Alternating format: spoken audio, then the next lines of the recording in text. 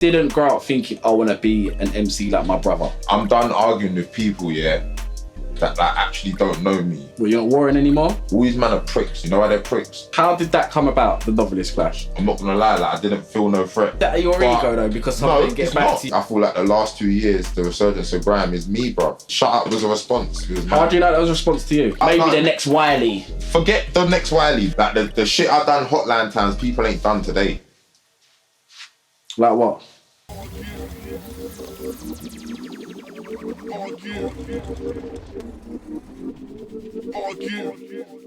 Yes, what's going on, people? Myself, DJ Argue, Northern Line Records HQ. It's a Watch and Learn free interview. Got Tower Hamlets in the building, Cadell. Yeah, we got UK in the building. I'm not gonna lie, I'm not getting boxed in by the areas. He's not doing that no more. We just about got UK in the building. Man, you ain't got the world in the building. So listen, obviously we're here to celebrate the Watch and Learn mixtape, number 3. Why is this sequel of mixtape so important to you? Obviously you've done 3. If it wasn't something you was proud of, you'd have done Watch and Learn Volume 1 and just left it. I feel like every time I do a Watch and Learn, it's usually not by design, yeah, but somehow ironically ends up being a time when everyone thinks that they're smarter than me and I have to prove them to them again. Like, it's not that, do you know what I mean? So it's like, I don't like, every time a Watch and Learn comes, it's provoked. Okay, so let's take it back to Volume 1, 2014 that got released, right?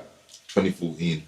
So what was happening? Why did you release it then and why was it called Watch and Learn? What did you think someone was provoking you to, like you've just explained? No, I wouldn't say someone individually was provoking me, but I'm saying like the way the life is set up at the time provokes you. I say invoke because provoke means someone actually did it. Invoke is when life does. Say invokes that like type of energy. It's like, you know what? Nah, these are not listening. They need to watch and learn and see how it's done. Because like the game slows down a bit and everyone gets comfortable and then everyone gets stuck into a little fade and like we've had these little fades there and everyone thinks they're gonna last forever. Everyone thinks their little genre that they brought to the table is gonna last forever in like because the labels are involved in it. But you have to show them that sometimes you don't need the labels. Look, this is how you bring it out yourself. This is how you do it yourself. This is how you better yourself. And if you look from 1 to 2 to 3, there's like 3 albums in between all of them. And they all get better. I didn't even plan that either. It's just after I dropped 3 albums, everyone starts trying it and talking shit. I don't know. But how has your music progressed from Watch and Learn Volume 1 to number 3 that's coming out? How's it progressed? Yeah. I say it's not necessarily like the music's gonna progress anyway, yeah. Like not saying with everyone, like some people you're just gonna be shit forever, that's just how your life's set up. But like with me, the music is gonna progress regardless. It's I think what my knowledge has progressed. That's what I think like is the benefit of it. It's like I've learned a lot of shit from 1 to 3. And it's like you can hear, like when I listen to 1, I don't really listen to 2. I can't lie, I don't really listen to 2 because it's like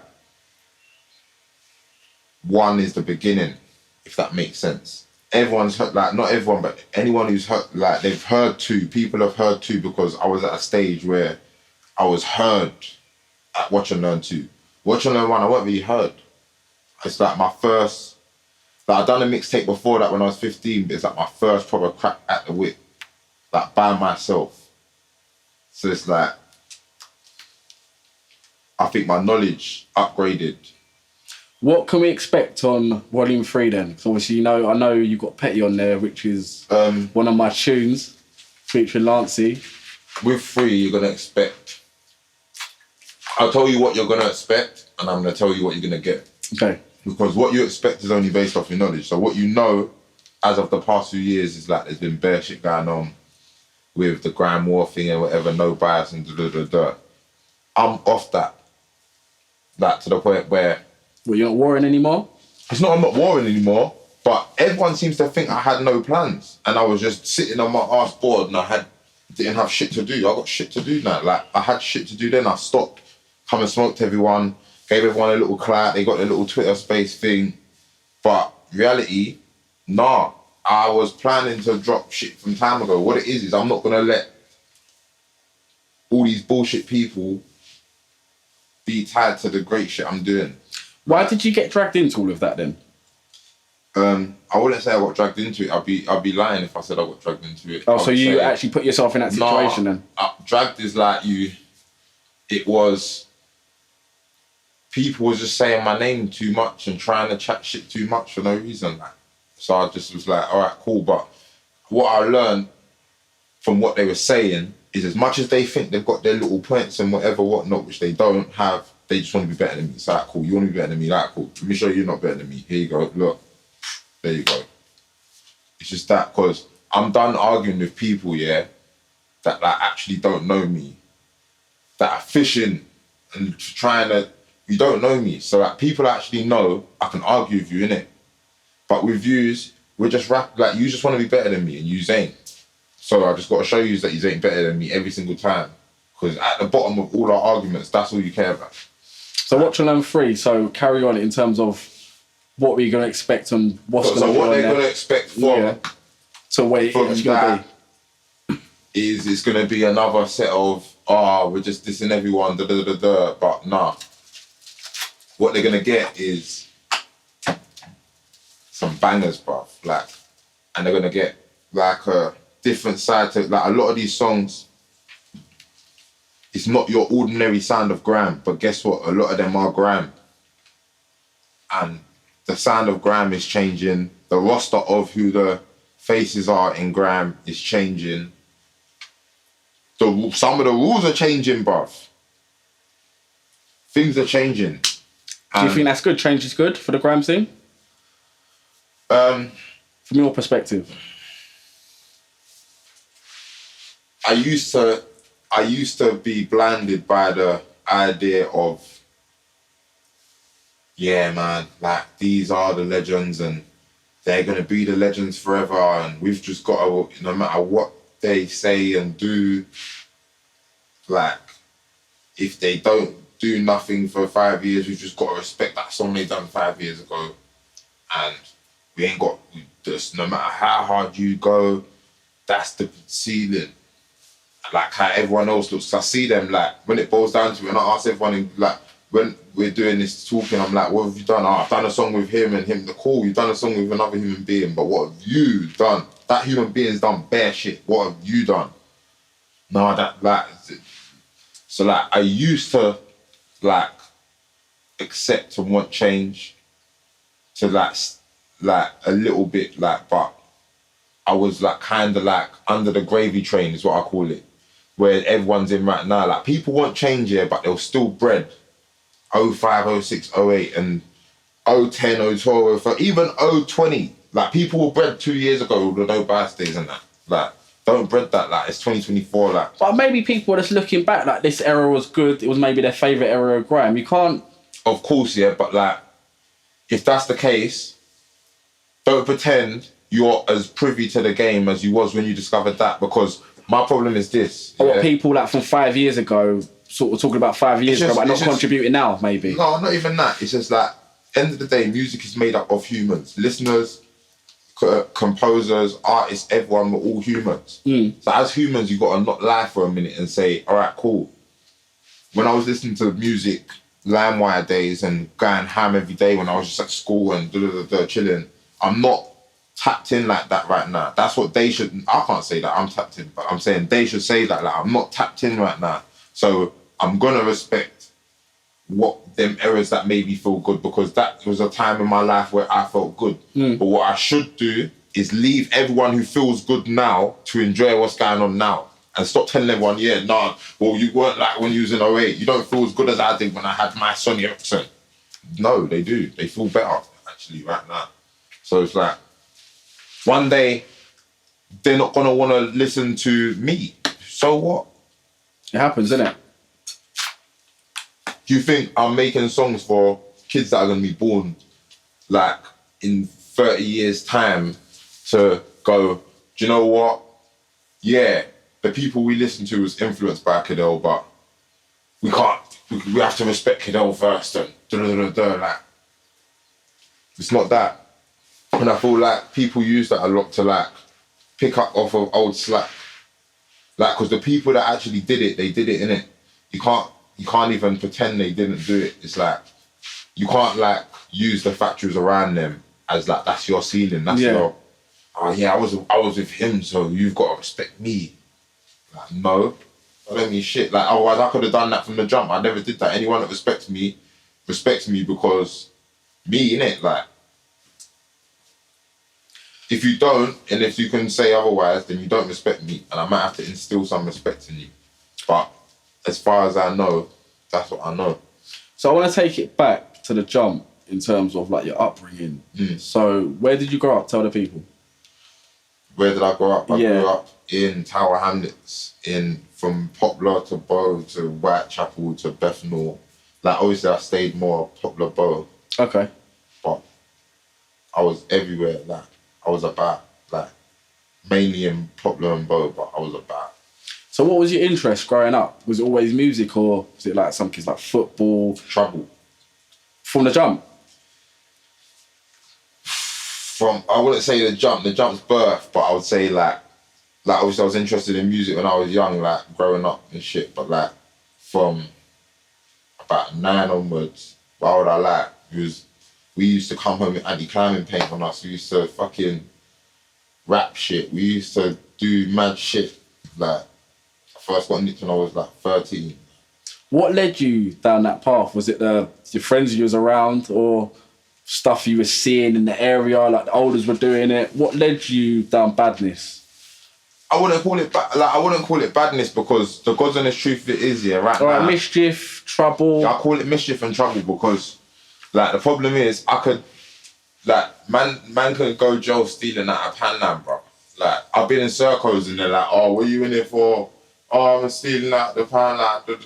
Like, so because you went jail when you stole at the Hotland, does that make it badness? I'm saying like when we was 9, 10, like I wouldn't say we was out here just like blazing everyone, but we was on our own little mischief. So that's what we was interested in from young. And I wouldn't say anything led us down that path or anything. It was just like we like used the tools that we had and that was it.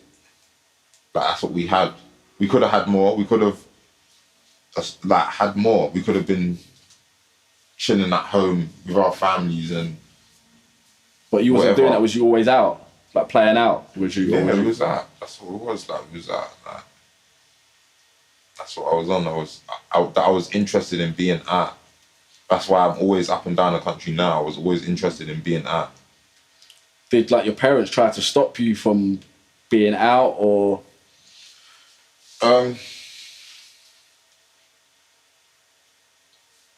Did they try and stop me from being out? I don't think they'd say stop me from being out because I was out, but they would advise me and guide me to the other route, if that makes sense. Yeah. But it weren't on them. Like I could never say it was on them. Like, it was just my own mind. Like, I always had my own mind from young, and I see it in kids now. Like, they got their own mind. And I was just too smart with it. I was too smart, but to the point where my mum had to put my bedroom, my bedroom is at the front bit of the yard. So everyone would just chill downstairs from my house. If I was grounded, I'd just have everyone down there. Cool, I'm grounded. So I'm in my room, everyone come chill there, I'm grounded. Like, so now she had to put me in my bedroom in the back bit by the garden, so no one could do that. But like, I always had my own mind. If I'd find an obstacle, I'd go over it. That's just how I am. Like, I'm like that now. So I couldn't say they tried to stop me because I was unstoppable, man. I still am, man. I'm unstoppable, bro. Like, where does that come from? I don't know, man. I think I'm just born with it, bro. I don't know. Like I see kids and they're just unstoppable, and they're relentless with it. And when they get older, they might not know that they was that relentless with it. Like, but I was just always relentless with it. So in terms of music, you say you was always sort of interested in music, but when is it you started maybe focusing on it a little bit more?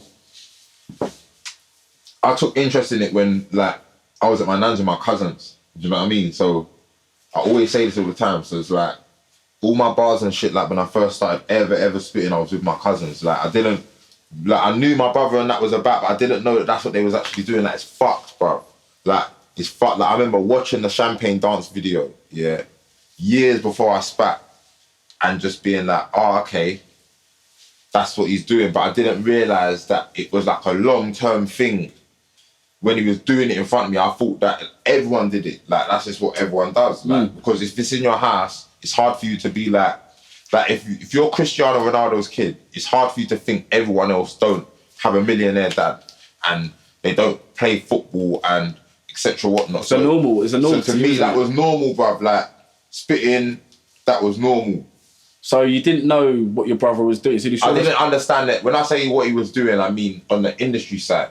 I mean, like I didn't understand at that age about the whole other side, like the grime scene and whatever, whatnot. It was more him as a musician. So you didn't grow up thinking, I want to be an MC like my brother?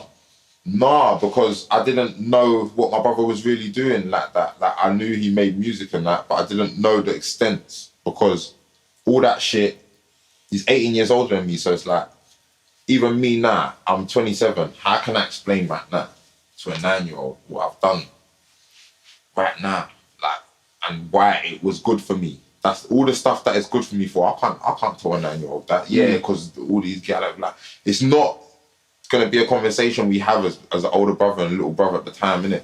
But me on my own little path, and obviously because we've got my dad's always been involved in it, my mum's involved in it, so it's like it's just by nature. But what made me actually want to do it was seeing my cousins doing it. Like sitting together like a little clan, like all got bars, like. And I was like, rah, like, that's sick. So I think that's when I took interest into it. How old would you have been then? I would have been about year 4 or 5. Yeah, year 4, year 5. Like that 6 weeks. So is it fair to say your first like musical influences was your cousins? Yeah, not musical influences, but like to get into it, yeah. If that's what musical influences are, then yeah, but like obviously I liked other music before I had heard my cousins do shit. I listened to Champagne Dance way before. I knew about Pay As You Go, I knew about Roll Deep. I used to hear all the Roll Deep shit. I was meant to be in Roll Deep videos. I wanted to be in Roll Deep videos. I wanted to be like, nah. So you knew about Pay As You Go, Roll Deep? Yeah, but I didn't think it was like, like to me, like see how everyone says, oh, we grinded our ass off to be on Channel U. Like, they was on Channel U, bruv. That was normal. Like, I don't know about the, oh, wow. So when everyone's starstruck with bare shit and they say, nah, he's upstairs, he does that. I'm like, bruv, does what? That I've seen that. I know how to do that. Like, I've seen it been done. Like, it's like watching someone open a bottle and then someone else going, my brother opens bottles. And it's like, all right, I've just been watching bottles get opened since I was born. Like, so for me, I never looked at it like it was a mad, nationwide, up to Manchester and down, everyone's going mad. Until I got to like year 5, 6, and then everyone started trying to explain it to me. But was they trying to explain who your brother was? No, not even who he was, but like to the extent of the other side of it. Because there's the other side of it. There's people that are going to tell you that Roll Deep made fucking good times. There's people that are going to tell you Roll Deep made In at the Deep End. There's people that are going to tell you Roll Deeps are just a crew of guys from fucking Pigott Estate and Pennyfields and Chris Street and them type of areas, and they're going to tell you about nothing to do with nothing to do with music. Like there's 4 or 5 million sides to who them lot was at that time. And I don't think like, I'm happy you like capture it because you interviewed Danny Weed, you interviewed them, you know, like these are people that man know, bruv. Do you know what I mean? It's normal to me. I'm not looking at them like they're big A&R, DJ Target. I'm not doing that. I'm never doing that. And I think people call me ignorant and arrogant for that. But how can you blame me, bruv? Like, yous lot, I hate to say it, but like, yous was on the outside looking in. Do So it was mad to use. So do you feel like you've had the upper hand on the game because from 6, 7, 8, you've 100%. I've seen bare man doing star drops that I would never do. Doing bare star drops. I'm like, why? What did you think you was getting at them? Because probably they haven't had the knowledge that you've had. Like you grew up on it. These other people haven't. So can you blame them for maybe going above and beyond to go and get a record deal? Because that's all they. No, that's not the star jumps. I'm talking about before. Some of these things have never had a deal or will get a deal in their life. They're just doing star jumps like that for guys. And I'm like, why? Like, they're just normal people. I know these people, like, they're cool. They're just normal people. Like, but because you're just on the other side of the Bluetooth and the other side of the line wire all the time, you don't really see it on the inside. It's hard for you to see past seeing, Cadell's ignorant. He just looks at it. But it's just normal to me, bro. Like, it's just normal. So that's all it is. It's normal to you. That's why you act the way you are. Yeah, because it's like everyone else is like they're doing something else while they're doing this. I'm just been in this my whole life. I'm like a hot tap. It's twice as nice DVDs on the side, Lord of the Decks DVDs on the side, like vinyls on the side, like bars there, sitting there. Like, did you take it all in? Now I do because I know what I know. It's like you see it and then you learn the information later, and it's like, okay, it's like puzzles. Okay. So I watch and I learn, hypothetically. That's what it is. Yeah. So you say you're around your cousins spitting. Yeah. I take it there was a big youth club culture around where you was. Is that fair to say? Yeah, but I'm younger than youth club these times. Youth clubs, I'm going to the youth club that my dad's working at. Off Limits is there. Like, this is before I'm even permitted to be allowed in the youth club. I'm already involved in it. The only time I'm getting recorded is like from my dad. Like, I'm in year 5s, 6s, we're talking. Going to the youth club recording? No, I'm not even going to the youth club. He's going to do the youth club. I'm going there, seeing them not do their thing. Oh, so you're just going? Then, yeah, okay. I'm just going there, and then, like, if it's closing, I might record. If we're at home, I might record. But I'm not sitting there with a bunch of fucking 16, 17-year-olds at the time, at fucking 9, just jumping on the tune with them. People was, though, big up. Shiz was doing that shit, bruv. He was bare young, bruv. I wouldn't say he was 9. I don't know how old he was, but he was young doing that shit. So who was around? So when you're 5, 6, 7, your dad's taking you to the youth club, he's who was, so we could get a feel for the environment, who was your dad recording or who was going? Like, people don't know these people, so I'm just going to say, I'm going to say their names because you know why, yeah? I don't care if people don't know them. It's so important, it's your story. It would be like the Off Limits lot, so it would be like, Trudes would be there, like, Darky would be there, Darren Stewart, they used to call him Darky, he's a UFC fighter now. Shakes would be there. Fucking all the Off Limits lot, like fucking, there's other names I ain't even gonna mention, but like it would be them lot. Like the old school lot from around them sides. Was you taking inspiration from them? Yeah, and the joke of it is, bruv, like, I'm not even trying to even be rude, yeah, but like, them, that age group and generation, like, that's not these lot, that's my age group now. It's beyond them. Like, people that are my age now, they weren't around that. They was at home, bruv. Do you know what I'm trying to say? Like, it's beyond them.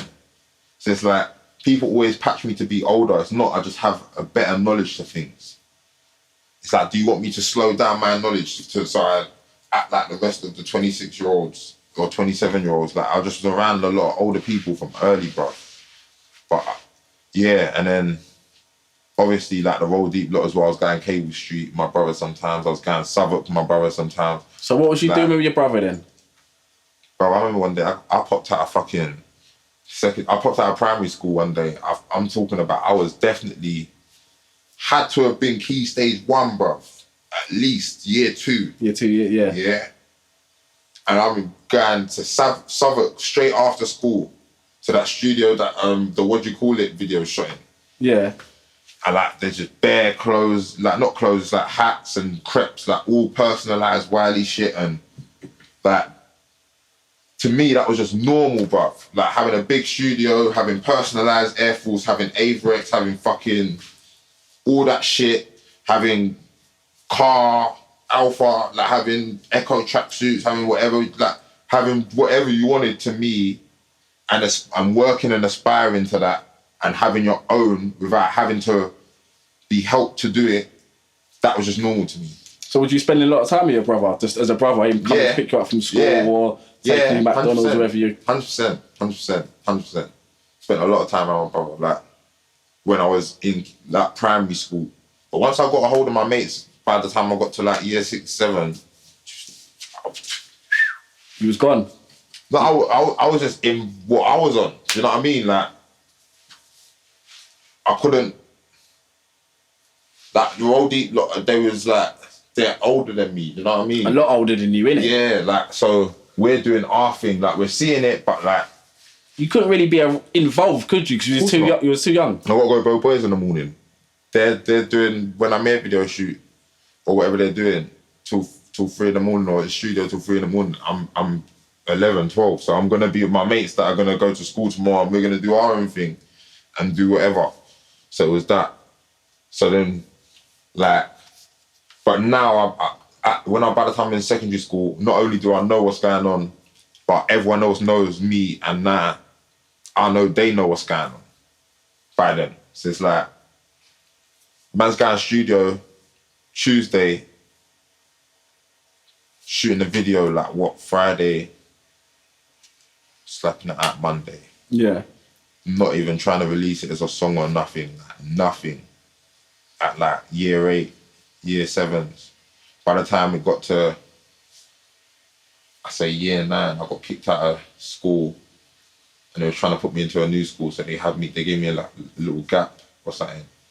I was like, bruv, I'm out here. I was out there, and then it got to the point where my brother was like, but I'm seeing my brother do some fly shit, so it's like... What was he doing? Like, he was doing some fly shit. My brother was fly, man. I don't care, so it's like, when everyone talks, bro, they don't even know how to be fly. Their fly's putting on a fucking football tracksuit, bro. Like, this guy was fly, bro. Like, they'll be like, yeah, you're right, see him in the market. Yeah, I'm going to Liverpool. How you going there? Yeah, Star Cars. What? Bro, he's calling a cab, paying the cash, going to Liverpool in the cab. Normal, just going to fly up there. So I'm like, I want to go up there now. But I'm out of school now for a bit, so it's like, I want to go up there. I went up there. Like, by then the cat's out the bag that I'm interested in music. Like, it all happens in segments. It's like, I understood what he was doing, and then he understood what I was doing, and then it collided. It weren't always like, oh yeah, just like find Zion Cadell to be a rapper, how everyone makes it. Like, I'm gonna tell your brother because you did this. Like, I did this because I started my own shit, and this because I saw what he was doing. So after like Watch and Learn 1's out, I'm already been around the whole world and back to me. Man can't style me, bruv. I've been around the world and back before Watch and Learn 1, bruv. Yeah. Do you know what I mean? So you said that you was kicked out of school for a bit. Yeah. Did you go up? Did you stay with your brother in Liverpool? I was up there. How long was you there for? That majority of that time I was up and down. I was doing, and this is year 9 or year 8 or something stupid like that, yeah. I'm going from London up to Liverpool, staying there for a bit. My brother's like, alright, cool, you're gonna go to the cafes. I'm like, yeah, cool.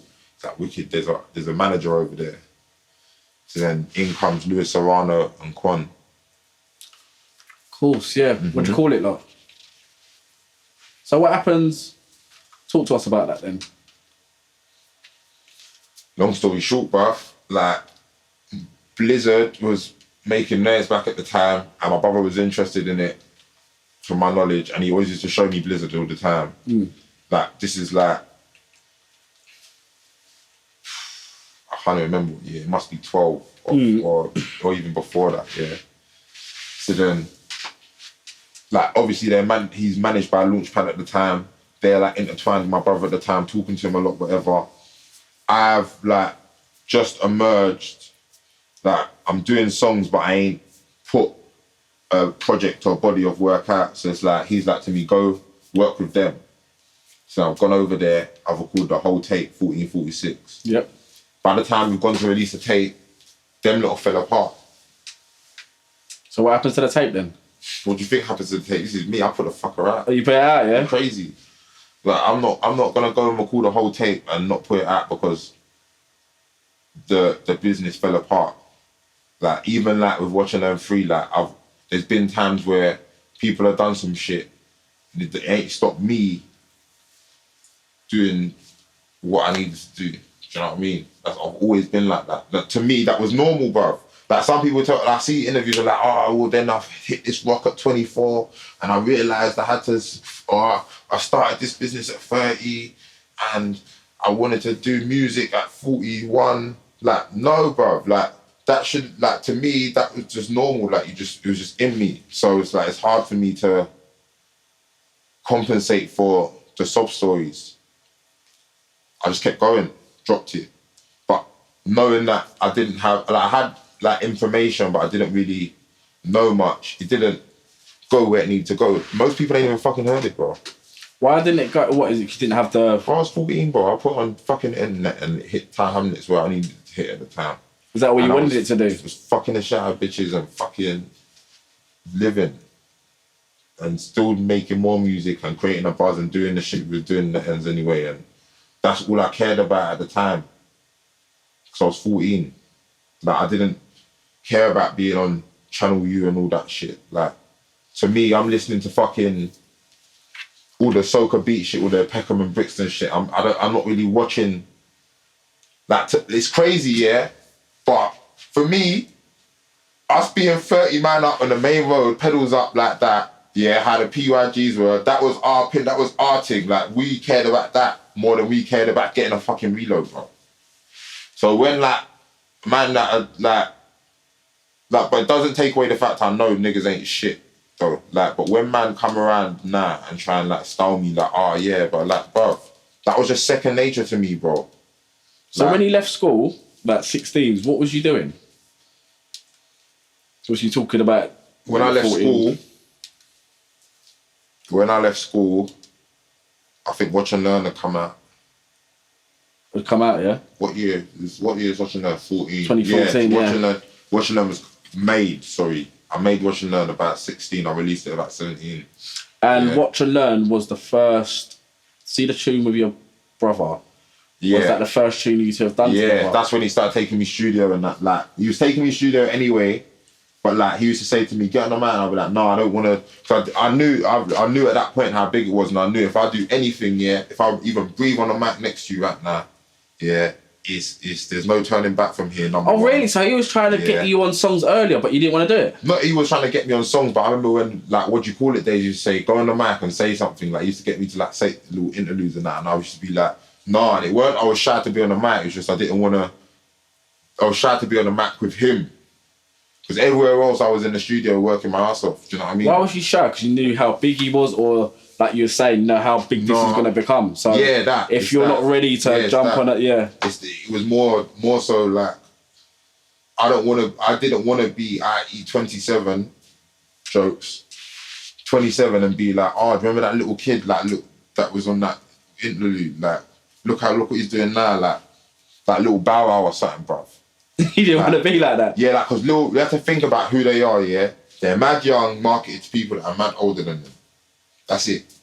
Because you're only little to people that are older than you. Look at that little kid. To the little kid, like that Ryan kid, like everyone that's Ryan's age, they see him as the guy, bruv. Like, when he gets to 27, they're still going to, like, just look at him normal. But to us, it's always going to be that little kid, bruv.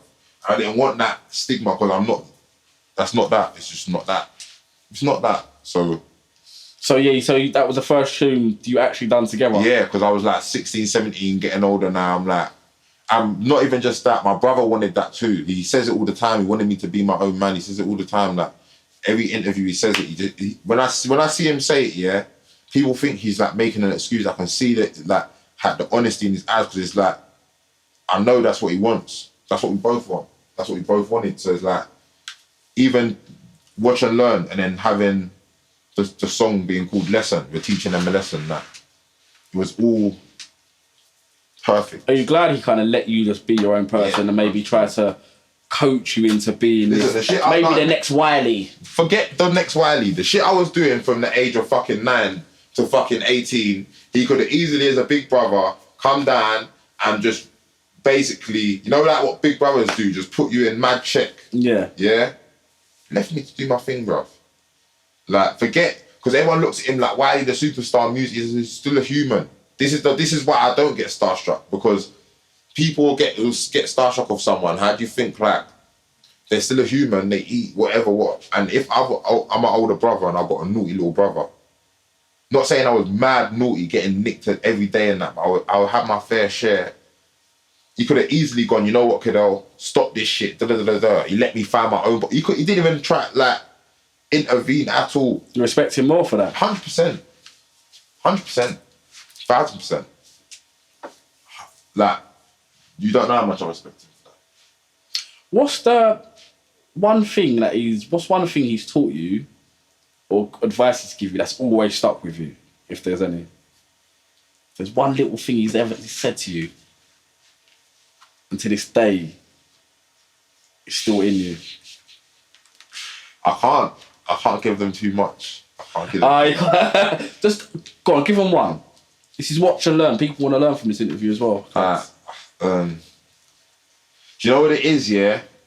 There's enough out there, I can just repeat the stuff that he's already taught you, but there's some stuff... No, you. Not yeah, I can't do that. You know why I can't do that? Yeah? One thing. You know why I can't do that? Come on. I can only tell you why I can't do that. I can't tell you anything. All right, go on and tell us why. The reason why I can't do that is because it's not going to work for everyone. And someone's going to watch this and think, yeah, that's what we're going to do, and it's not going to work for you. Sadly for you. It's just and I don't want to lead someone down a beaten path. Like, okay, tell us something that's worked for you. It's not, look, disclaimer, it's not going to work for everyone. But one thing he's told you.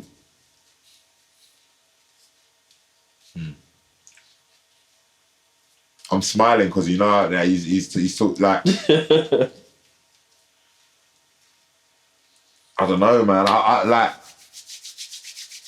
It's not I don't know. It's just I don't know if I want to divulge any new information other than the stuff. I think everyone should go back and listen to the advice he's been given. That's what I think. But I don't think I'm gonna... Okay, is there something, a particular thing he said in the open that you feel like people should listen to then? Is there something he said in an interview or in a tune? Yeah, there's a lot. Go on, name one then. Because that's public knowledge anyway. Yeah, I can do that.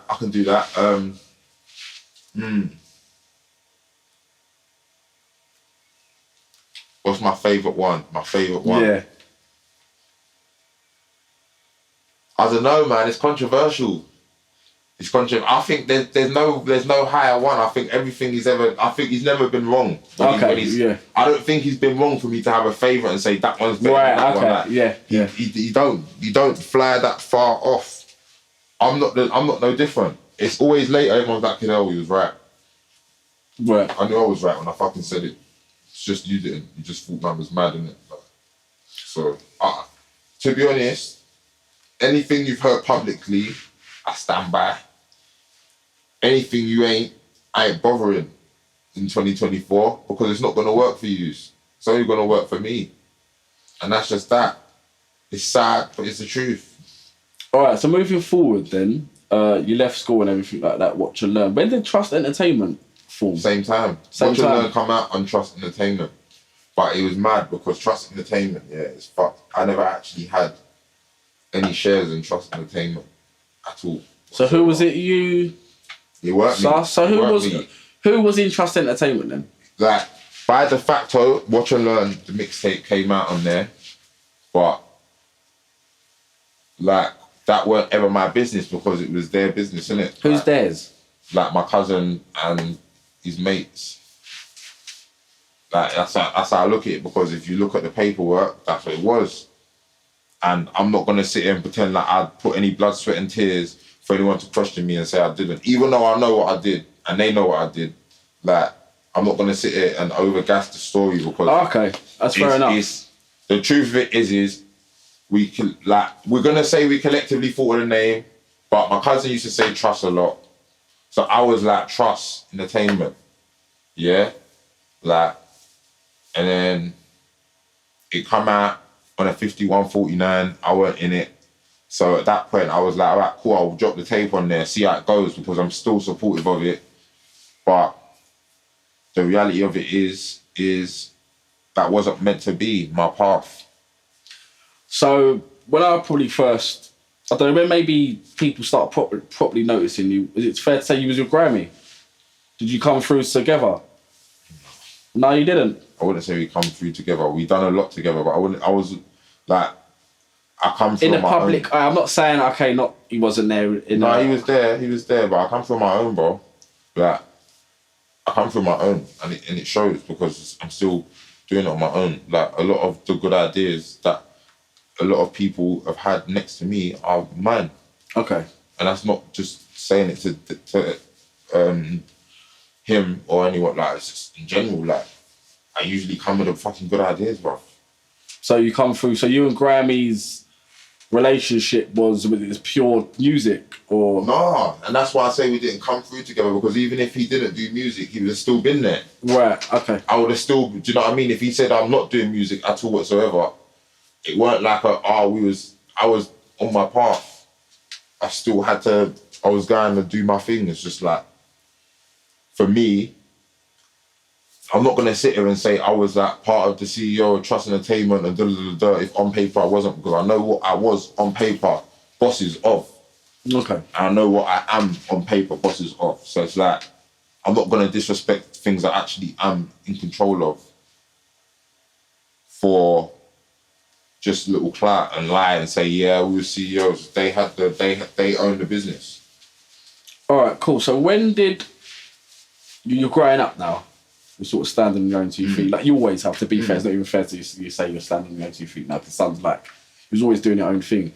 Oh yeah, and in between all that, I clashed Novelist. And then this is what I'm getting to now. Yeah, in between 40 and 46 and Watch and Learn. I clashed Novelist. Pause. So how did that come about, the Novelist clash? Simple. Webster and that are from Midlands. Villains up there putting in a lot of work. I think he's already clashed. Who's the boss? Of course he clashed. He was on there, wasn't he? He was in the cage, wasn't he? Yeah. Yeah, but obviously, like, at these times now, I'm starting to get my name up in the ends now. Like, in the ends, I'm not talking about no fucking music. Everyone, sit down. I don't care if you never heard about my music these times. I don't give a shit.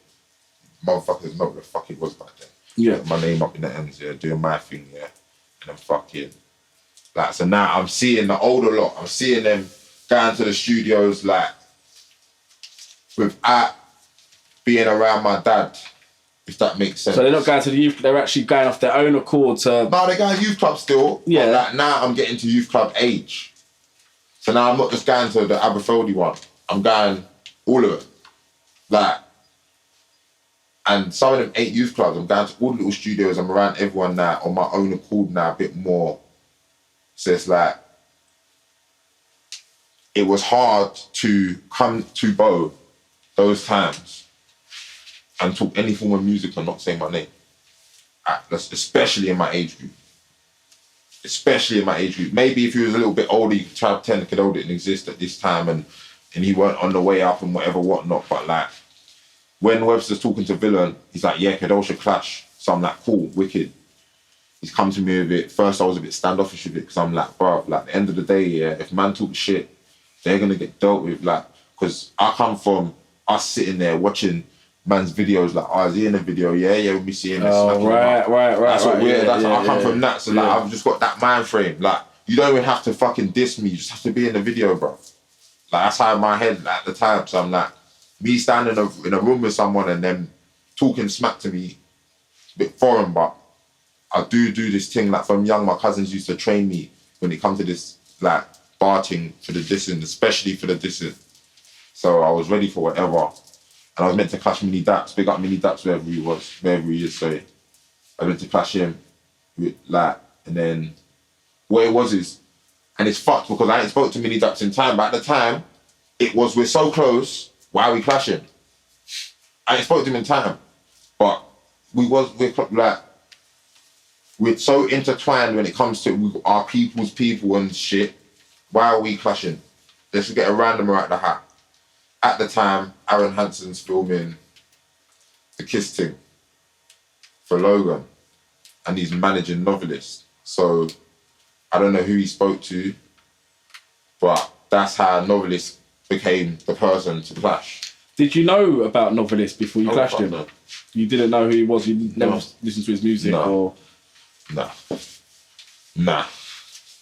Not on a dissing thing, but they were. No, I'm not even asking you. This is what I'm saying. No, because then everyone's gonna make it out like. No, you wasn't aware of him. Yeah, there weren't much to be aware of. Like, so how do you prepare for a clash with someone you know nothing about?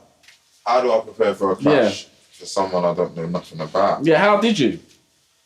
How do you know I didn't know nothing about him? Obviously, I asked you and you said that you didn't know, you didn't listen to any of his music. Yeah, but you said how do I prepare for the clash? So I'm you preparing now. Okay, cool. Do you get what I'm saying? Yeah, I get what you're saying. Yeah. Like, and on top of that, I'm not gonna lie to you. Like, from when I looked, I didn't feel like no threat from the jump. I'm not gonna lie, like I didn't feel no threat from the jump. Like I didn't. That's just because of the truth. It weren't like I knew it was going 8-6, bruv. That's why when I got there late and there was like reschedule, I was like, no, I can do this now. We can do this now. I don't care. Like, is that why it was outside? Yeah, because I got there late. How late was you? 2-3 hours or so? Oh, I don't know, man. I was hella late, bruv. We ordered a cab there. We got a wait in return cab. This is cash cabs times, not Uber, not 70% discounts and all that shit. We ordered a cab there. We got there late. They're talking about reschedule. I'm saying, fuck that. We can do this here, right now. So we've done it there and now. Big up Mikey, big up Genos, big up Webster. They fucking put the decks in the car. Yeah. We've done it live like that. But like fucking before, like when it comes to preparing for it, like, I'm not gonna lie to you, bro. It didn't feel like the art of clashing was mad for me. Like I had to prepare for that. Because I've never actually had a face-to-face documented platformed clash. And someone's going to be saying stuff that you don't like about us clashing on the block and it's my mates and I can like whatever, whatnot. But yeah, and also, I had to prepare for mentally for being, because I've agreed and given my respect to Webster that I've just got to just fly straight with this one and just not fly off the handle and whatever, whatnot. So it's like, I'm more preparing for that than I am for dealing with fucking back of the bus or Cadell at the back of the bus. I'm not really worried about back of the bus. I'm not gonna lie at the time. How do you think the clash went then? Because you can count, bro. We went 8-6, bro. So you won. Obviously, it's based. You know what? What I can say is it was this, based off reloads, was it? Who's the boss back then? Yeah. It was 8-6. It went my way. But like, what I can say is, what I commend Nov for is, after the fact of the clash, he put his head down, and I didn't. Like, yeah. So what was the difference? It seems like Novelist went on his path. Yeah, like after the clash, for like the next following, like I'd say 2 years, he like stayed down to like on a humble one, like, and he was just like humble. And me, I was like, I didn't even give a fuck. I was just like, yeah, we just smoked that one. Let's go. So what was you doing after the clash then? I made Watch and Learn. I was doing Trust Entertainment. I was trying to bring everyone through now. Now I'm trying to, my mind frame's like, all right, I've kicked the door through. Everyone's coming in now. Let's open Pandora's box. Who's everyone? Trust Entertainment. Who was everyone? Everyone. I mean, Trust, Sobo, like fucking the Hamlets, bro. Like I was trying to bring the Hamlets through. Obviously not the Pagans, but like I was trying to. Even the Pagans, I didn't even have nothing against, bro. We used to bump the Pagans music. We could sit and pretend we didn't, but we used to bump the Pagans music. Do you think that was a mistake? Change if we was gonna smoke them? Do you think that was a mistake? What? Trying to bring everyone through? Yeah. And do you think it maybe started your career?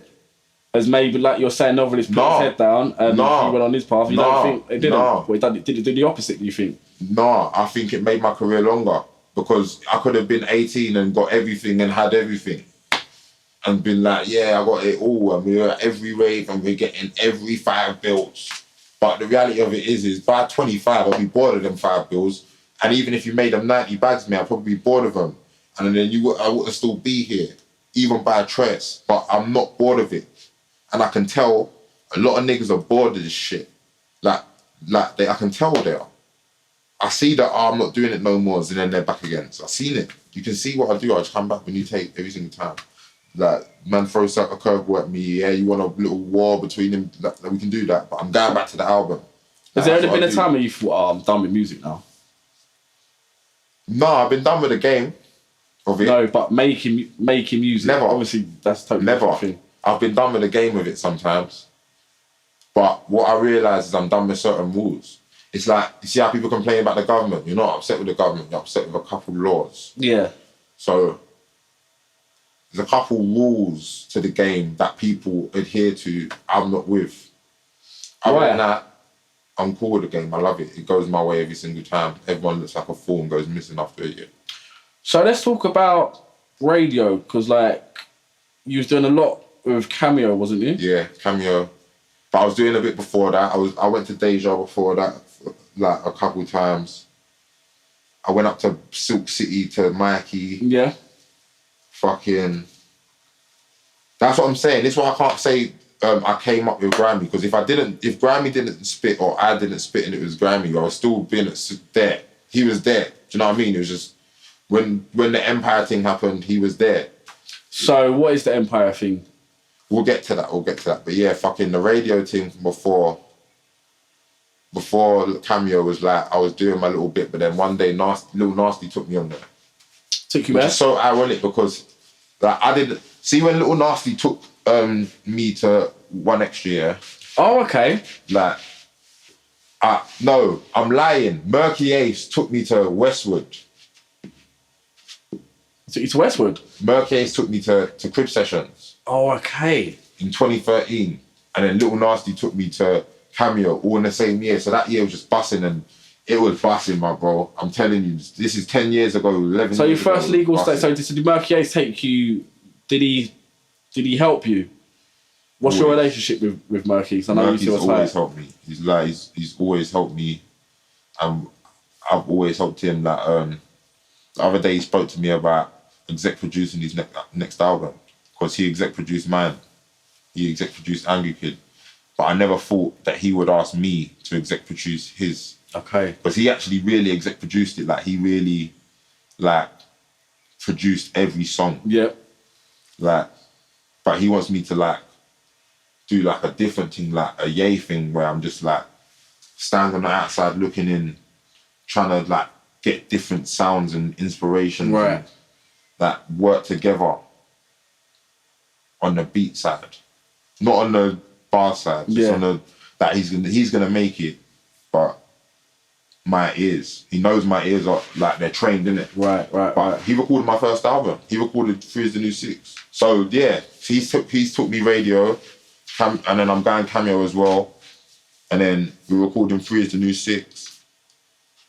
And then fucking, he just went super up. Because, oh yeah, and Hotland's in between all this. Yeah. You ready to talk about Hotland? Yeah, we can talk. He produced Hotland. No, Yeah, he didn't. man. No, he didn't. FaZe Miyake did, didn't he? FaZe did, but he did in spirit, because it's his song. Is that? Yeah, It's oh yeah, Murky of course it Ace's is. song. Yeah, of course it is. Yeah, It's his song. yeah, of course it is. I done a dub plate of his song. Yeah, of course you did. Yeah. So, Hotline, how the first dub? How did that come about? Remind us what was happening at that time for you to go on a dub and 7-4 how many MCs you did? What happened at the time was, the only clash that was in man's age group that really, really happened, that was really, really anything to really, really talk about, was me and Nov. Yeah. And, like, events transpired on the backlash of that. Elaborate. Like, if you can. I went to, so I went to Iron Appa when I was like 18, 19, and I come back, I was in Westfield, and I see someone, I'm not even gonna go into the details, I see two people, and they try to run their mouth. I end up smacking the shit out of one of them, over the situation. And then, like, other than that, what I saw, no one's really having it out. Okay. So it's like, I thought, like, wow, it's a bit dead, innit? Like, it's a bit dry, if that makes sense. So then I let off Hotline. I'm like, let's just bring it back to life, like. So you didn't have a problem with any of those MCs that you were sending for? It was just literally lyrical war? I had a problem with a couple of them. Nov weren't one of them. I don't think I even said anything about Nov. I think I said something about Elf. Gunshot for Max because I don't like it. Yeah. Chair for Elf. Gunshot for Max because I don't like it. Was it that? Yeah. Yeah. But what my problem was like that chaotic moment that stemmed off of like the energy of me and Nov clashing weren't there no more in my eyes. So you just wanted to bring the game back a bit to the essence, maybe? I wanted to remind everyone they're all pricks. Okay, cool. I'm not gonna lie to you. Everyone started just pecking on the lips and I was like, you're all pricks. Because the God honest truth it is slightly my generation's time at the time in the most modest way to say it. And none of you are gonna challenge me and you're gonna do this you're too young card. Or he's not there yet or something card and think I'm gonna be like you man and go missing in a year. And now, looking back at it, coming up 10 years, I think it's 10, coming up 10 years later, I'm still here. So I'm when still on the same energy. you released Hotland, did anyone send back? Couple man sent back. Who sent back? Who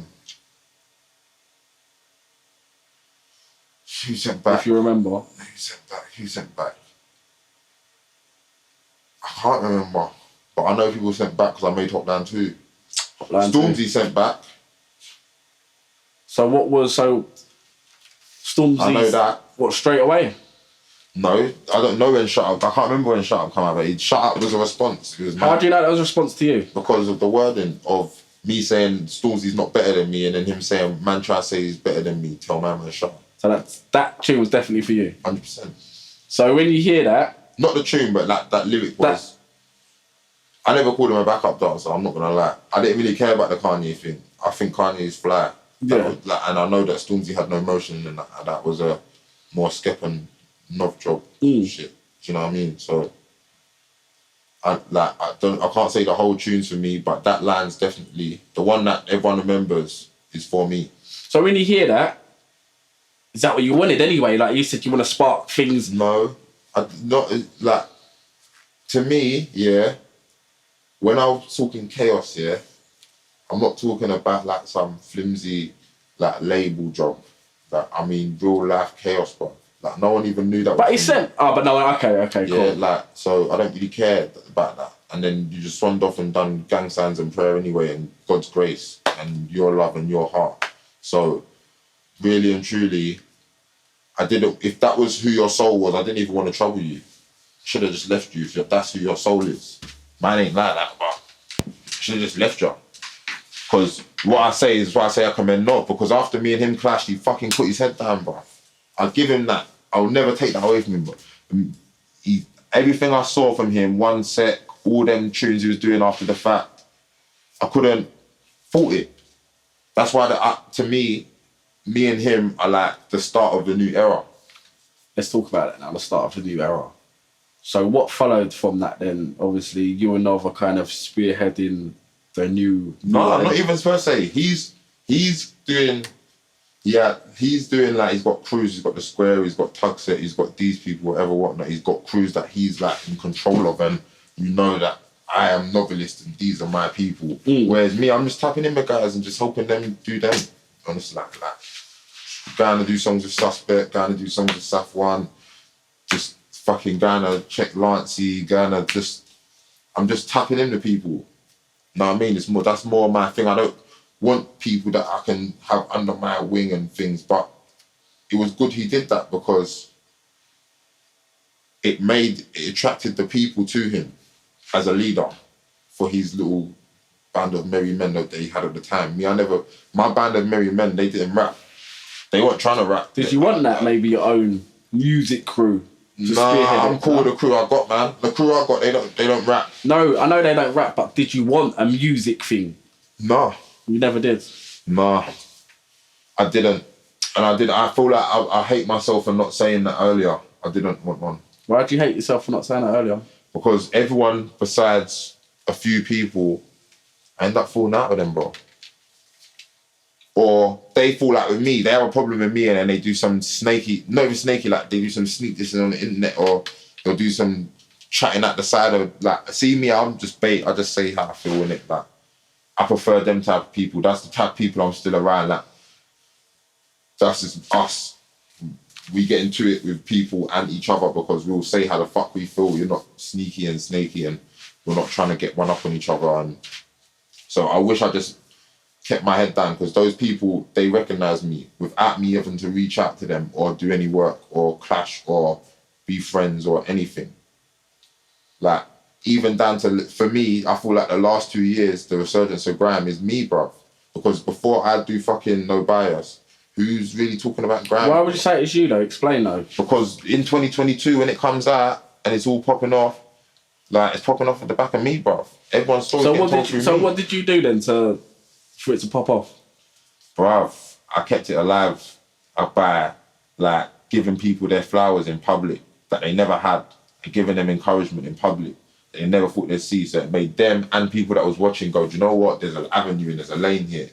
And they're not going to sit here and go, oh, Cadell showed me that lane and Cadell showed me that avenue and some of that blueprint's Cadell. But that's where it is, and I know where it is, because reality is, you don't know each other. I know all you. Do you feel like you saying that people go out, no, you didn't? No, I'm just going to say I'm ignorant, but it goes back to what I first said. I grew up different to you, so it's all normal to me, bruv. Getting people together and getting them, that love grime and shit happening is normal to me. Like, everyone playing tug of war for who did it, you can do that, bruv, but you know where it is with me. I'll do it again in 5 years. Back to Hotland. So what is your favourite track? Because if you released the whole project Of Hotland? Yeah, what's your favourite track of that? Almighty. Was that Looms who produced that? Yeah. Almighty, yeah. That is my favourite. Wait, yeah. Was Last Supper on that? Last Supper will be second. Yeah. I was about to say that. Yeah. Last Supper will be second, but it's Almighty because Almighty. It's still the same thing now. Ask around town when people don't like me. So what? Just know when I roll out, it goes off. Most shit doesn't excite me. I'm saying the exact same shit today. Yeah. And I was, how old? What, 18, 19? Yeah. Ain't no different. So off the back of it, do you feel like your name was you starting to get a proper buzz off Hotline? Hotline done 6 figures in views, bro. So yeah, man, the Grime Report, you was licking down bare videos on that. Hotline is when it definitely started. Hotline is when it definitely started to, like, get a bit more commercial. Yeah. But like the shit I done Hotline times, people ain't done today. Like what?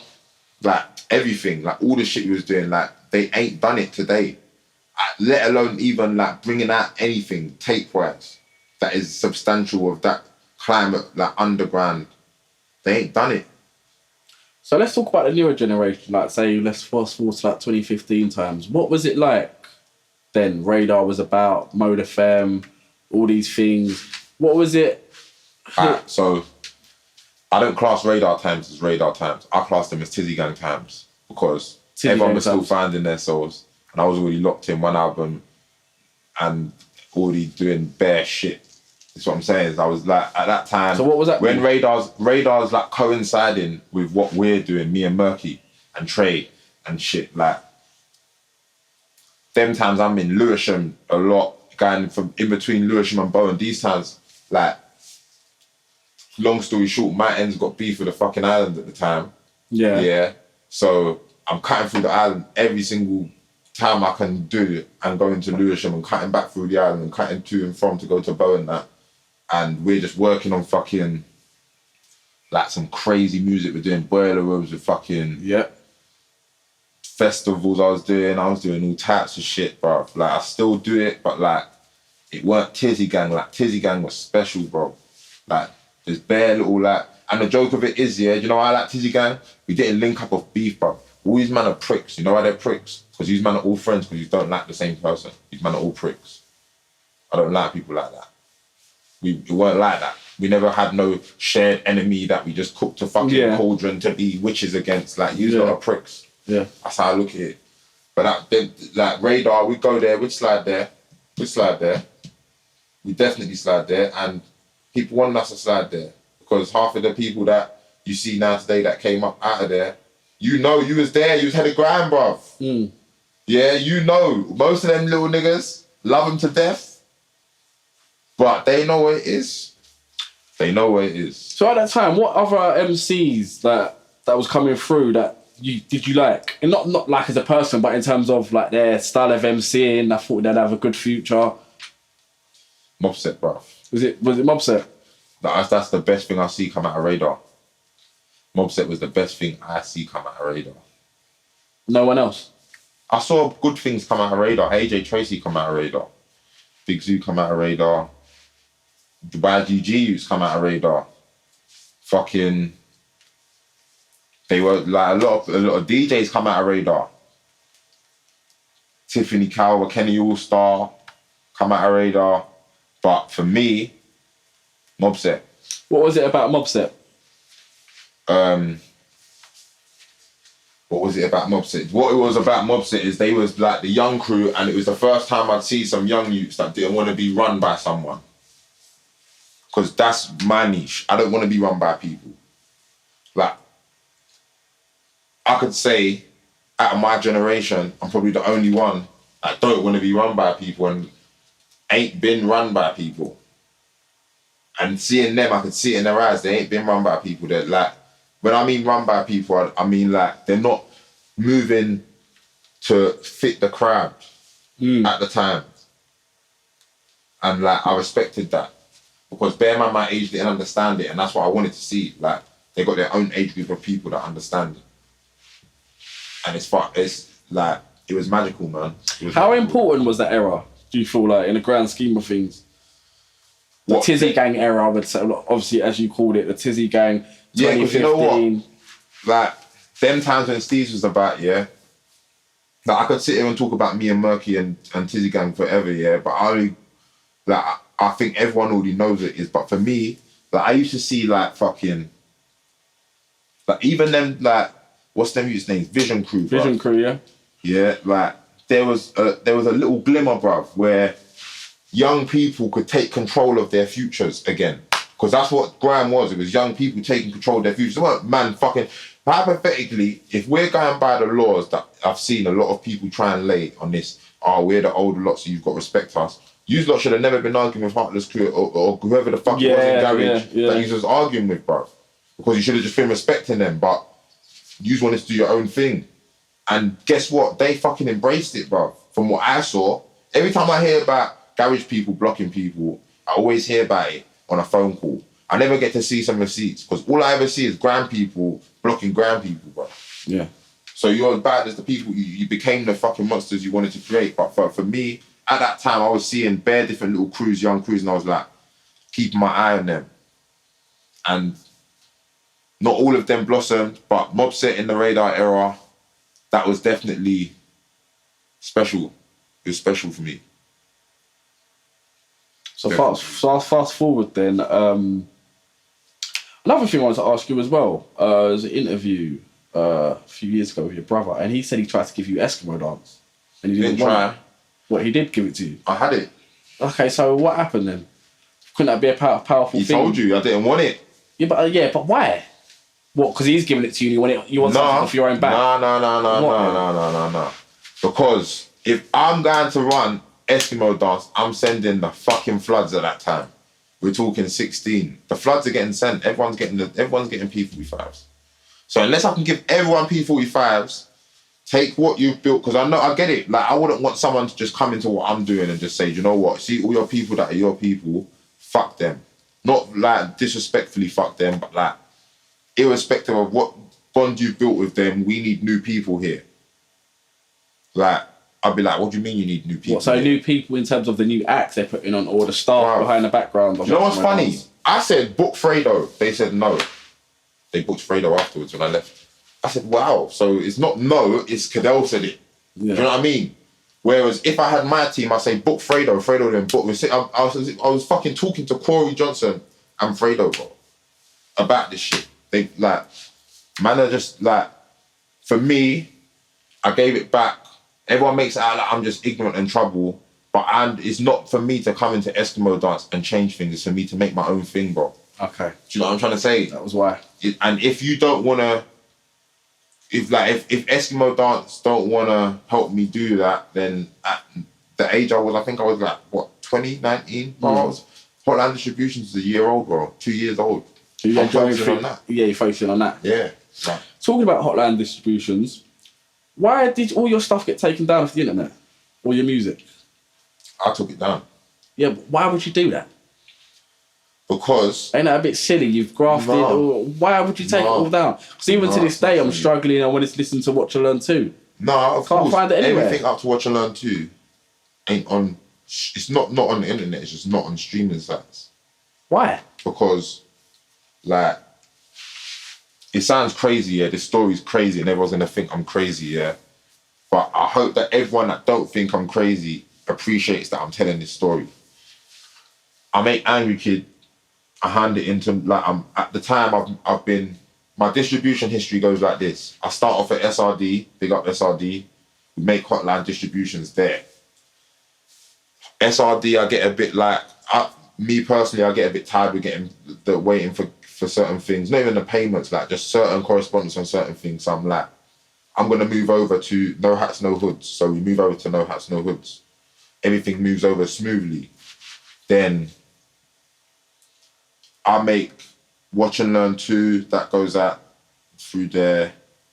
I think only Watch and Learn 2 come out through there, through No Hats, No Hoods. Actually, has London come out through there? It might have been London and Watch and Learn 2 come out through No Hats, No Hoods. I moved over just before London. So then, Angry Kid's done. Hand them Angry Kid on Friday. Let me know what you think about it. Saturday goes, no answer. Sunday goes, no answer. On Monday, I'm like, bruv, take everything down. They're like, why? We don't care. Bruv, you've got... How long? 3 days? I don't care. Could have been busy. Bruv, there's people... and there's come on, they could have been busy in anything. Guess what? There's thousands of people right now, yeah, that if they just got that fucking email that you just got right now, they'd be much more appreciative than you. Yeah, they might not be the Mr. Big Wig distributor guy, but... Is that your ego though? Because someone didn't get back to you within 2 or 3 days? You're outnumbered. You are slowing down them eating. You're outnumbered. You have to come off. And he's like to me, oh, well, the only way we can do it is like, you have to know where you're going to next to do the transfer. Guess what? I don't trust none of the distributors. I don't know where I'm going to next. Take it down. When I know where I'm going to next, I'll put it back up. Now I know where I'm at. You can see. Do you know what I'm trying to say? So you're at, man, the headquarters. Yeah, I'm not forcing it. I'm not forcing it. Like, that's what everyone does. I've got to rush, so I'm going to go on Ditto or DistroKid. Fuck off me. I'm not doing that. Because then you end up complaining later down the line. That's not good business. A lot of people on Twitter. That's not good business. Hell, my release meant to be out till 12 o'clock tonight. Okay, where is it? I don't care about that bit. It's the whole point of it is like the happiness, like how happy you are, bro. Because I guarantee you I can go somewhere else and I can get my thing out on the day I want it out. That don't mean shit. How happy are you? Like, with how things are doing. Like, when you want to do shit, yeah, how happy are you to disclose to these people you want to fucking do some shit? Yeah, like, I'm sending you my album on Friday. You're not even telling me how you feel about it on fucking Monday. It's an hour long. You're the one making money from it. They're the ones that want to eat. So I should basically just take my streaming royalties and just spread it out to everyone that fucking streams it, bro. And just give it back to them on a refund. Yeah. Because you're making money of it, they're not, but they appreciate it more. And then it's like, people that are around now, they appreciate it more. Everything. Like, everyone in all, because I've got bare different teams. It's not just like, I've got bare different teams for bare different things, for bare different endeavours. And everyone that's there, they care. If I finish something now, and I let it fly now to my people, I'm getting instant response. Yeah. It's not even necessarily the money for me. It's more so the intent. It's the intent. I didn't come from a place where if someone gets touched with flying at the door right now, to be sitting in the room with, I'll get back to you on Tuesdays. Yeah. On a Friday. Like, we got to be on site same way, or let me go back to what I was doing, bruv. So I don't mind going back. I don't mind. And I did. I went back, literally stripped it from the beginning. No music on there. Angry Kid from the beginning. No bias. Smoked it. Bang. Here we are. Sorry. Sitting here. Yeah. Bang. Physicals now. Just to show you I don't care about money. Here you go, physicals. Guess how much they cost? It's not Ditto subscription, you fucking dumb niggas. Yeah. I put money down for it. So this is my whole point. Like, for me, that's the reason why the streaming's down. Until I was happy with the team, I'm not happy with other people making money from shit that they don't deserve. That's it. So we're gonna fast forward again to obviously you and Stormzy. Part you two. said, yeah. Where did that even come from? So where did part two? If you where did look, Hotland. Look, let's go back a bit. Hotland comes out. Shut up. Then Hotland 2 comes out, which is me basically ignoring him really, like because I just didn't really care. Then he's still going. Alright, cool. So how's he still going? What's he doing? What's like? It's all little shots, bruv. Like, for me, are you sure there's shots to you though? For me, yeah, I know how black Twitter is. Yeah, unless I come to you and go, you can go here and make a TikTok about it and show you. Yeah, you just will think I'm going crazy. So people know what the fuck's going on. They know there were shots, bro. Like, to the point where I had to make Hotline 3. To the point where there was meetings about me not getting played on Rinse because I made Hotline 3. Why would you have a meeting about me not getting played on Rinse? Because I made Hotline 3. Do your research on who was DJing when I made Hotline 3. Do you know what I'm saying? Like, so if it weren't like shots and it weren't a problem, these things wouldn't be happening. If it weren't shots, then my brother wouldn't be getting phone calls about me. If it weren't shots, then we wouldn't see you in the Mobos and have to be like, whatever's happened is water under the bridge. If it weren't shots, then I wouldn't have seen you the day in fucking Roundhouse when people was getting punched out their shoes and you pretending like that was me. And you know full well none of you niggas can lay a hand on me. Let's be real. Like, you couldn't even raise a voice on me. Like, if it weren't shots, none of this would have occurred. But then we fast forward to when it's cool, bro, at the Mobos, and then my brother's got into it with him, and the first thing he goes is draw for me. He thinks I'm gonna sit there like something. So then I have to drop World War 3. But when it's war, he's gonna go for you, isn't he? War? What's war? Lyrical war. No, what? Like, let's break that down. What is lyrical war? Do you break it down for the people? I don't know. Because you're an artist. I don't know. Alright, so he went for you, didn't he? With you and your brother. No, I'm just asking, what's lyrical war? What do you think it is? What is it to you? Should I tell you what I think everyone else thinks it is? Go on. Standing there like a prick and letting anyone talk to you anyhow. That's what I think everyone thinks this is. Everyone thinks that I need to stand there like a prick. Okay, what did anyone talk to me? What did he say that made you send for him? Okay, what did he say that made you send for him then? In round 2. In round 2? Yeah. Bro, he said that he fucking moved to me. He never moved to shit. Are you smoking food? I was the one that... Listen, I'm not even telling the story again. He knows he did not do nothing. None of his... Like, I've seen him and his boys 3-4 times in life. He ain't ever come out and said, you know what? We never done nothing to Cadell. It's all cap. So I will always say, he's man cap. You ain't ever done nothing to me. You can't do nothing to me. So that's where why would you World War 3, was that your dub? Yeah. And now, at that point, now it's, okay, so you think you're gonna now...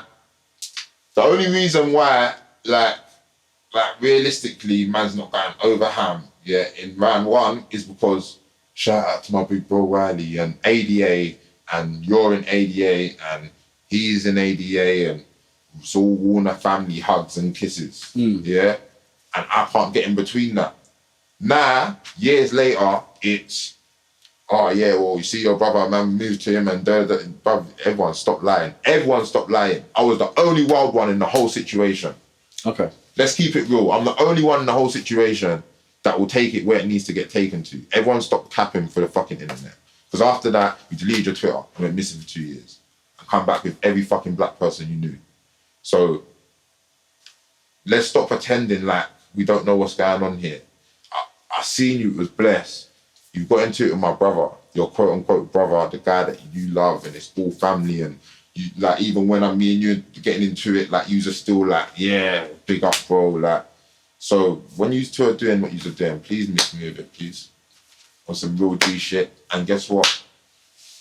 That's why it went. That's why I took it to that extreme when I was talking. Because it's like, before I could have just told you all of this. We could have, everything I said on World War 3, I could have said in Hotline.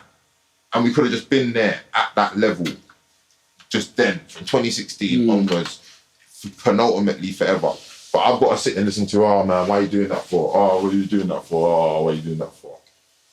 So now there's no more, why are you doing that for? Yeah, I'm going to tell you about some shit. And you are going to want to delete some shit for a couple of years. You are.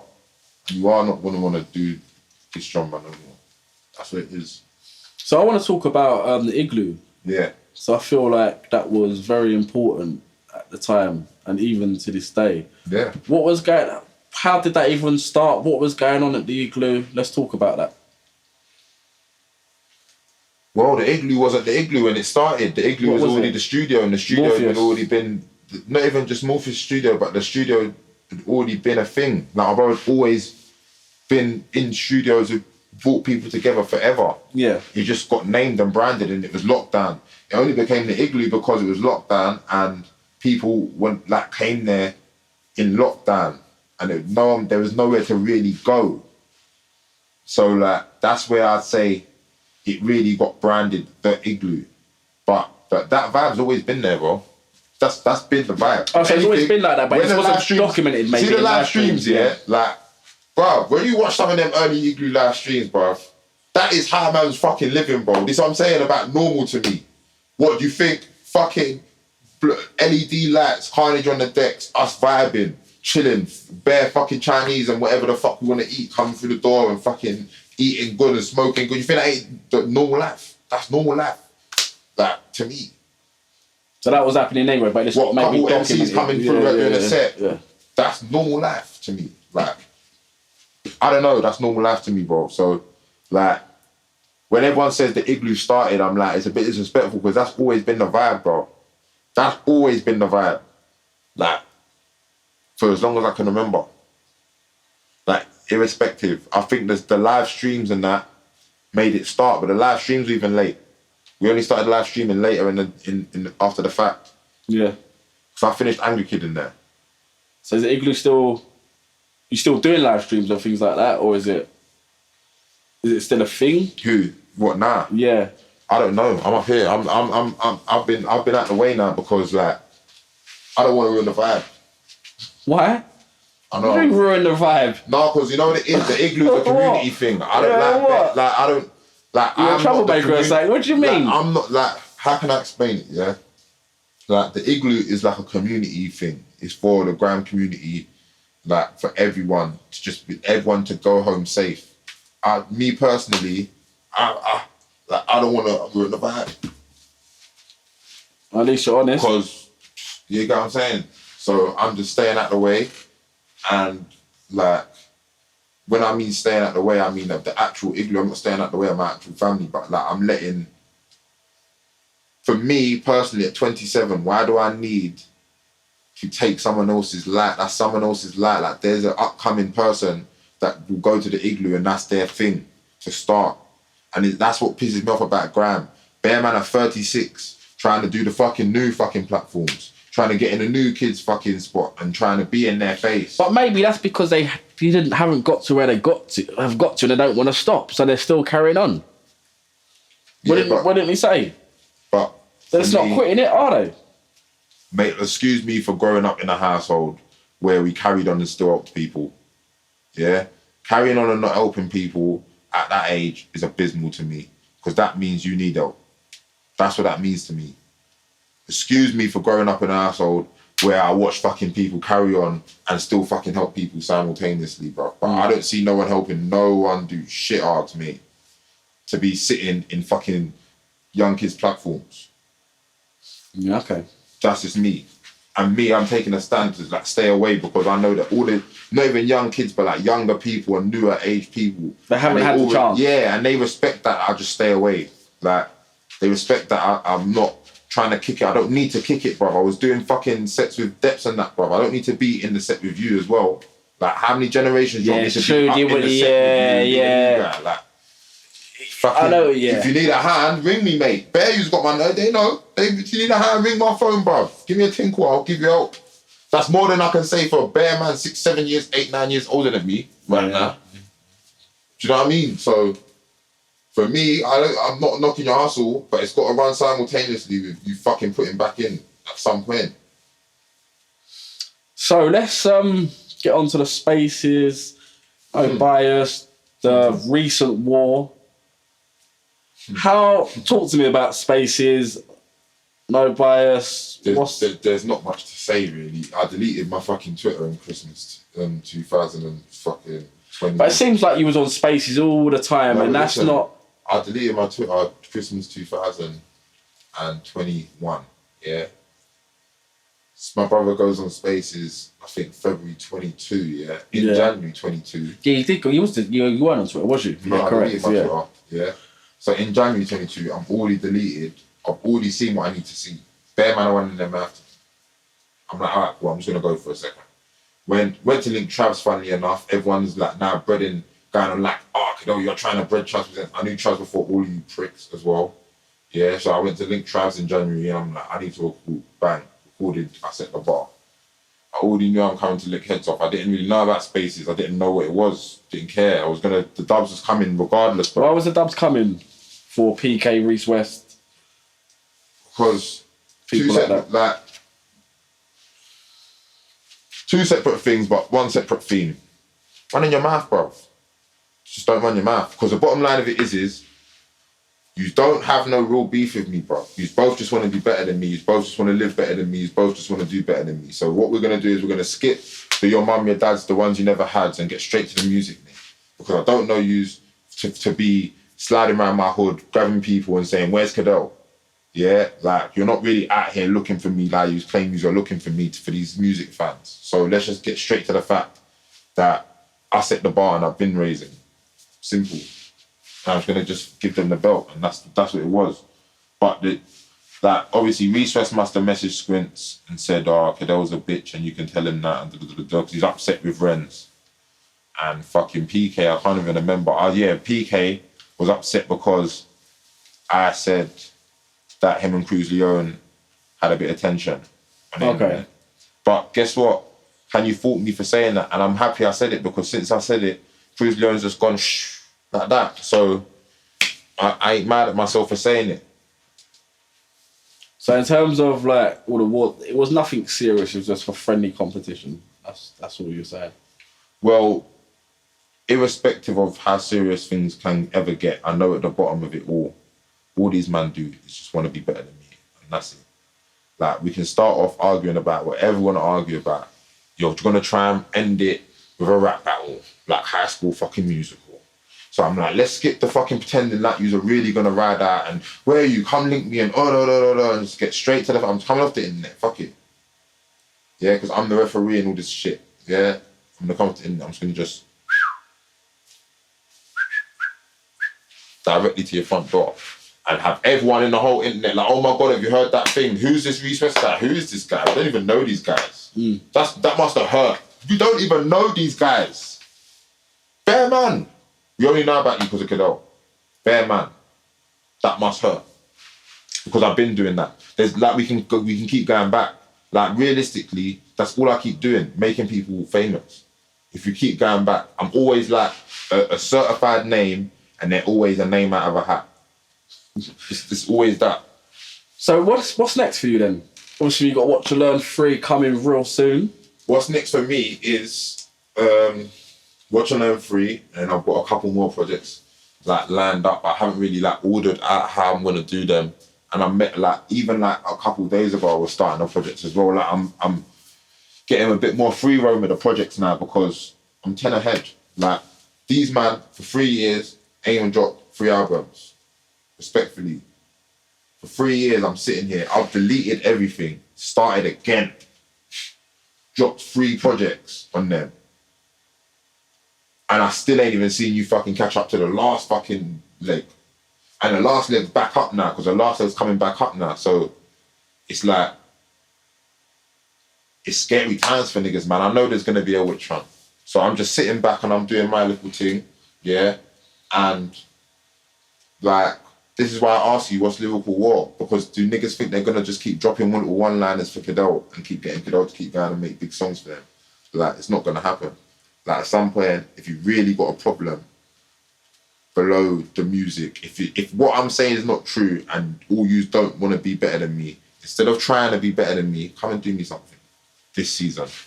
That's what I'm on this season. I'm not going to lie. So what's your What's your favourite song that you've made? If there is one. There's one song. You said spoke about Almighty. Belt. Yeah? Why? Belt, it's just perfect. It's just perfect. It's gonna change. Belt changes the rules. It changes all the rules. Like, I posted the fucking outfit I wore for the video. Everyone went mad. Oh my god. 2 days later, you're shut up again. You all slow. So why was when you posted what you was wearing? What was the reaction? Like, obviously, I had like. We'll try and put it in this interview so people can sort of I had Helio ML boots on, and I had fucking. I didn't even have flares on, but obviously the way they were set, they looked like flares, but they actually ain't flares. They're just bootcut jeans, fucking, and then I had like a minkish coat on. Yeah. So they all like, they want me to be in the football tracksuit with the Air Maxes, looking like these dickhead guys with the cap on. Yeah, I can't do that, respectfully. I don't think even in 10 years I would do that. I think I done it 10 years ago, if you ask me personally. But like the song itself, the sounds that is being used, like down to the drums, down to the everything, how I'm flowing on it, like everything just changes the whole scope of grime. Like, even down to like it being me on the tune and who I am and who I'm tapped in with and who's tapped in with me right now, and the methods and the way things are being done, like, it's just all changing. And now man can't tell me about shit now. So it's like, you already couldn't tell me about shit, but now it's like, it's certified. You can't tell me about shit. Like, the rules have changed. So it's like, it's either all link up and become a band of merry men and die as a group, or die on your own. But belt is like that's the message. So I'm gonna keep giving them, I could give them the belt, but you're gonna know that I'm already, it's too late. It's too late. I know your career is far from over, but so far, what's been like your highest point in your career? The proudest moment? My proudest moment in my career. My proudest moment wouldn't even be my most prestigious moment. That's good. We want to know. It would be... What means something to you? It would be taking my nan to the UMAs when I got nominated. That's massive. My most prestigious would probably be... what would be my most prestigious? I've got loads. My most prestigious moment would probably be doing this on gigs. For me. For how I did it and how it was done. Quickly explain, actually, because that's one thing you did miss out. I dropped the Hotland song. My cousin's in the video. But my cousin's in the video with the Tizzy and Gigs video. So ML, at the time, is mad young at the time. Now I can say his name, he's a fucking star now. But ML is said to Gigs like, "Rah, that guy was in your video. Now he's in that guy's video. That's Wiley's brother, Then Gigs is shouting my brother like, I didn't know you had a brother, like, he's going on wicked, let me shout him." Gigs is actually telling me to allow the dissing. Okay. He's like, "Nah, just allow it, like, you don't need to do it, like, whatever, whatnot, yeah." I'm like, "Nah, man, I ain't done yet. Like, I ain't done yet. There's a lot of man that need to learn." So then he's like trying to like I have to respect Gigs, I'm not gonna lie, yeah. Like, I don't know, like, if people really know this about Gigs, but like, he's actually like a stand-up nigger, bro. What do you mean? Like, in all ways. Like, he's a stand-up nigger, bro. Like, he is like I've gone there, I'm 18, I think I'm 17 or 18. I've gone there, like, doing my thing, got my weed, doing whatever, whatnot. He's like, "Do you want a zoo?" Then I'm like, "Yeah." Then he's just testing me. He's like, "Nah, phone your dad right now." Yeah. Swear down, gangster, I'm not gonna lie. But you have to respect it, because I've got respect for my family. It's it's like you're like, obviously, my family already knew I smoked. I didn't get caught smoking weed. I told them I smoked weed. I come and said, "Bruv, you lot wind me up, I smoke weed. If you wanna grime me, we'll do whatever you wanna do with me, cool. But I'm just telling you, giving you an update on the life of Cadell." So when it boiled down to it, like, for him to see him of all people be like, pull man up about that, I respect him for that. Like, as I'm older, because if I had a son, I wouldn't want him in the studio with someone like, he's not he's a stand-up nigga, bro. He lives by the code. I can't lie. That's what I do remember from that day.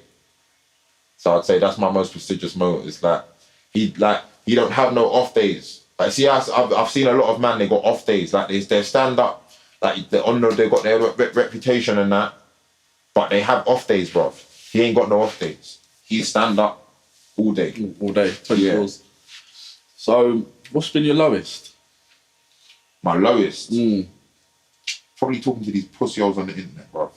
Talking to all these little pricks and giving them all careers and fucking space. They ain't fucking work as hard as my fucking old little fucking beating sticks. At least they fucking made, at least the people I used to fucking terrorize made something of themselves. Nah, these lot are just fucking bullshit. I think that's my lowest. But I was bored. I had a little gap year. Like, and niggas tried to fucking play with me, so I played back. So why did you have a gap year? Because I was making Angry Kid.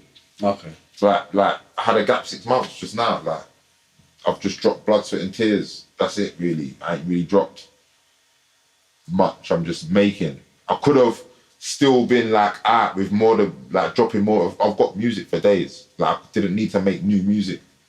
I could have just dropped Sorry, carried on. But I thought, nah, do you know what? We're gonna give them new vibes. We're gonna start again, reset the clock.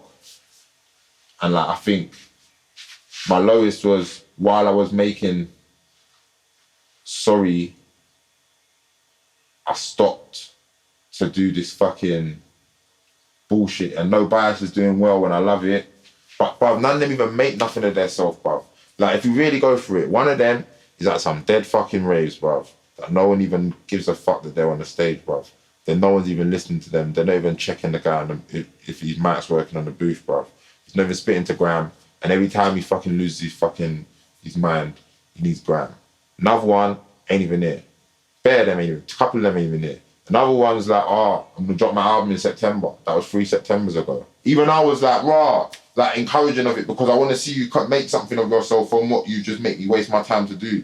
It's like they're not doing that. They're not appreciative of the fact that I've come down to give them this. Like, I feel like before, when I used to clash, the other two people that I'm not even gonna mention them again. Like, at least they fucking made something of themselves off the back of it. So I can't say I wasted my time. I gave some careers out. But now it's just like, man, I want this, bro. So before we wrap this up, I wanted to ask you, so who is Cadell? What do you want people to think of you? Like, who are you? Because obviously I think some people might think you're arrogant, some people think you're this, you're that, but... I'm the glue. Okay. I'm the glue right now. I'm what's keeping the star on the fucking paper. Like, in many walks, there's many walks I'm not in control of. I can't sit here and say, like, I know a couple drill man, but like, they're in their own world. And what I will say about their world is that where I say Grime has the ups on drill is that you can't get a bunch of men from drill that don't like each other in the same room on mics. In Grime you can, and I do that a lot. I get a lot of people that don't like each other in the room to showcase what they really care about, which is who's better, because you don't care about everything else, bro. It's bullshit. It's not the back in the days, like, you have to Nasty Crew and Roll Deep is Tower Hamlets and Bo, bro. Like, they're literally, if there was no music involved, I guarantee you there would have been some form of fucking tension. Someone would have gotten some ped, someone would have drove somewhere, some shank and done something, yeah? It just so happens that music came into it, so they done it that way. Like, at the bottom line of it, man care about the music at the end of the day. I can see it in your eyes. You man ain't like that era where they just really just wanted to like think, like, because if that was the case, yeah, I'd have way more shit going on in my life than I'd have on the fucking phone, bro. And that's just the bottom line of it. So for me, the next best thing for me now is like, I'm 10 albums ahead. Everyone knows that I'm the glue, but I'm the glue, bruv. I'm the glue. I'm a lot more things than the glue. But when it comes to building the web, that's me, bruv. 1,000% that's me. And I'm not going to sit here behind closed doors and sugarcoat it no more. And there's another web being built right now, people that don't like me, but they haven't done nothing to me. If anything, I've done more, me and my people have done more to them than they can ever imagine doing to me in their life. But, like, that's just how the game goes. They're going to replicate what I am, but they don't know my next move.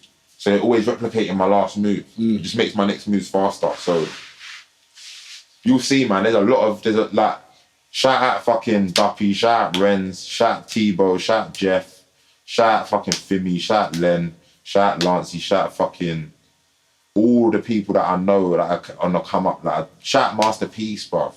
Like, just got Ivan Novello fucking nomination. Like, shout out all the people that I know for a fact know what I'm saying right now. Right, so this has been the Watch and Learn interview part 3. It's coming out soon. Yeah, man, it's coming out real soon. You got a date? Nah, I think I'm gonna surprise them this time because I've given them too many. Like, I don't need to schedule albums when no one else is making them. It's a brilliant climate right now. Everyone's just fucking being lazy, so I can take the piss because I just dropped Sorry in September. So everyone go listen to that and watch out for Watch and Learn. Watch and Learn 3 coming out real soon. Out. Oh, yeah.